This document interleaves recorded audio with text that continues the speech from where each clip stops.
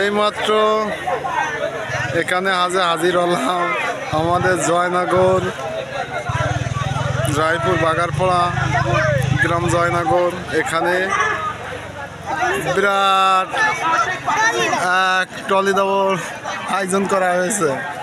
এই টলি দাবরে আপনারা সবাই আসতে পারেন।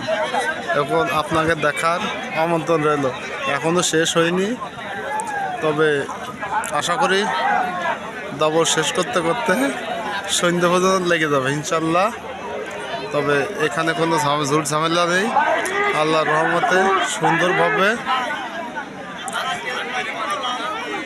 হবে।